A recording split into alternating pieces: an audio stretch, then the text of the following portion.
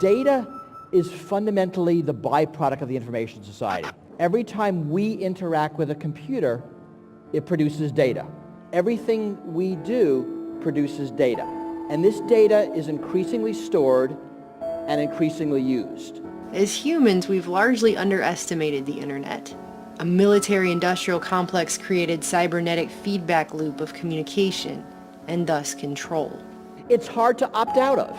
I can't not carry a cell phone. I can't not have an email address, not have a credit card.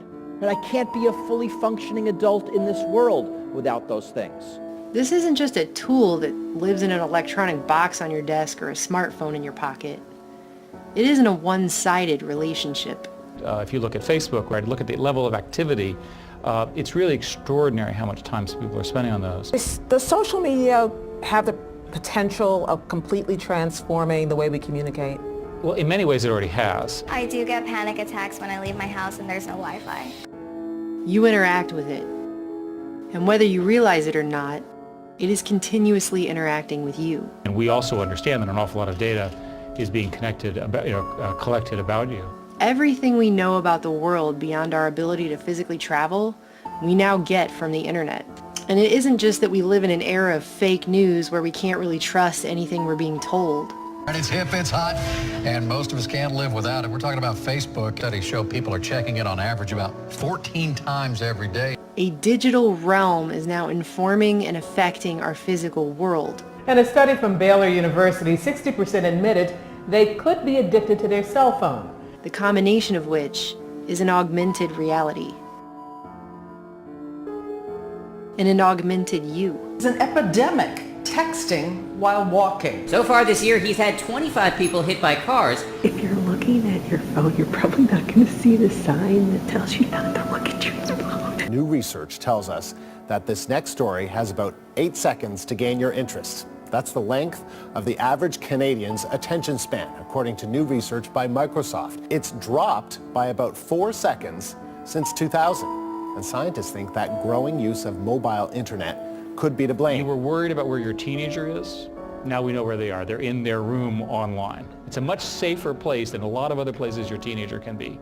Point one. Well, there are those who would argue that point, but okay. For 1 week back in 2012, Facebook ran an experiment on a pool of 700,000 of its users and found that it could trigger a mass emotional contagion. Controversy surrounding Facebook running those experiments on users through the Facebook feeds. Facebook secretly conducted a massive psychological experiment on nearly 700,000 users. The social media giant manipulated the newsfeed section to learn if negative or positive postings affect your mood. Facebook decided people are only going to see positive posts in their feed or only going to see negative posts in their feed. They found that it did affect people's mood. How's that for behavior control? And because everyone blanket consents when they sign up for Facebook, we all know this is by far not the only time we've been experimented on. A glitch on Facebook began erroneously memorializing people's profiles and alerting friends and families that they had died. Facebook actually conducted widespread studies on its users, not just the one the company has confirmed, but possibly hundreds more. I asked Facebook for a response to this about the Telegraph saying that there was more than one study, possibly hundreds. They did not confirm or deny that. But that's just one facet. Have you ever found yourself having a conversation about something benign, like say, that your back hurts or you spilled something on your carpet? The next day you go on Facebook, and suddenly the social media giant is trying to sell you chiropractic treatments and vacuum cleaners. They just talked about is finding its way into their Facebook feed. Have you ever noticed that? It shows up in an ad. Kooky coincidence or Big Brother? Chances are you may not even know that your mic feature is on in your Facebook setting. I didn't. And if it's turned on, many people have no idea what they're saying is being heard loud and clear by Facebook. The site itself admitted, quote, "We use your microphone to identify the things you're listening to or watching. It listens for buzzwords, then cleverly edits your Facebook feed."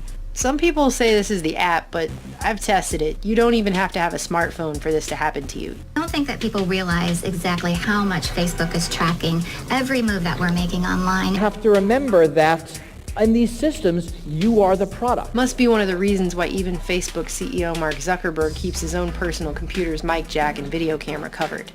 Now this data is being collected and used by corporations. Fundamentally, surveillance is the business model of the internet. We've built systems that spy on people in exchange for services. But it isn't just Facebook. First, it was Facebook.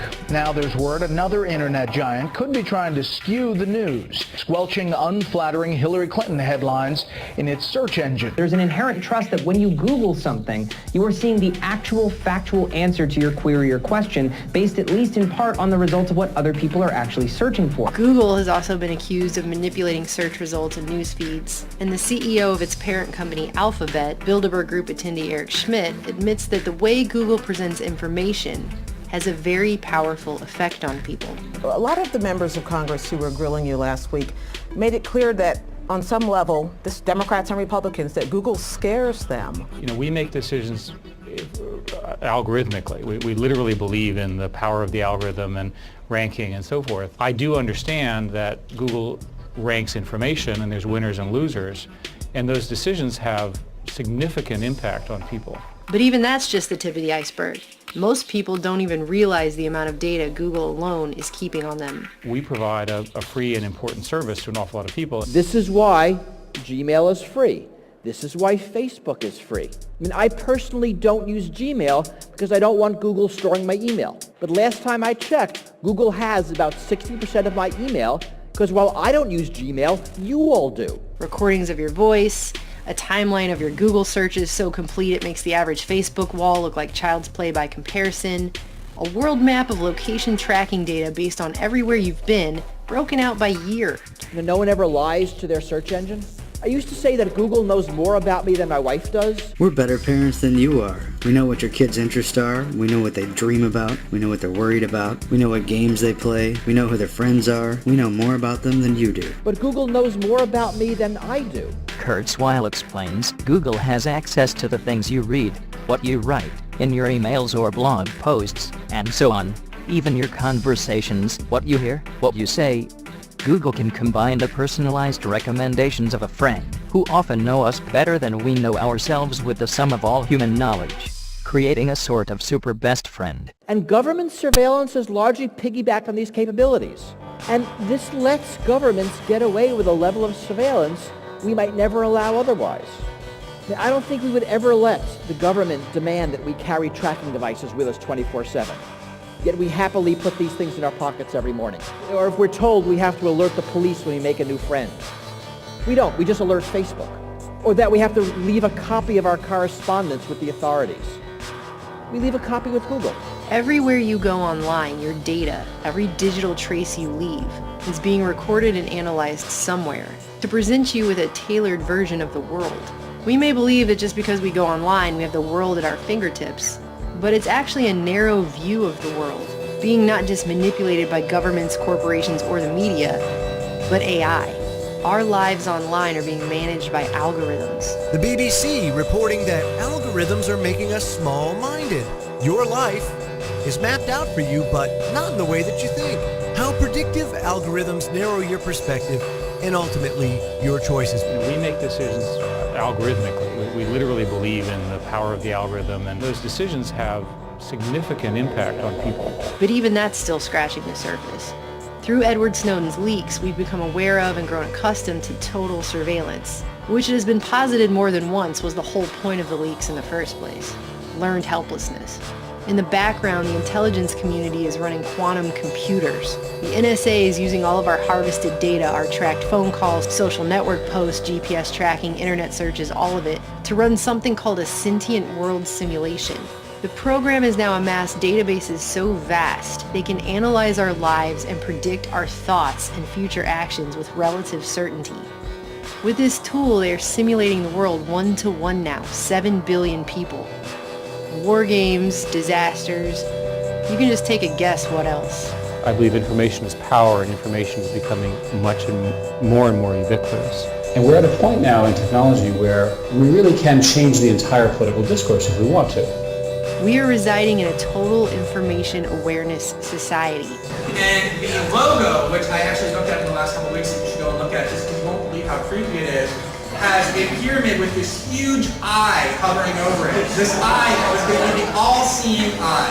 The only problem with the total information program was that they just put a name on it that was too honest about what it was. It freaked everybody out, and so they had to pretend that they weren't going to go forward with it. But of course, what they did was they incrementally and in very clear ways recreated the Total Information Awareness Program under a whole variety of different legislative initiatives. And this idea that every single form of technological communication by law must be constructed to permit government backdoor interception and surveillance is an expression of what this surveillance state mindset is, that there can be no such thing as any form of privacy. It's just that most people don't realize it.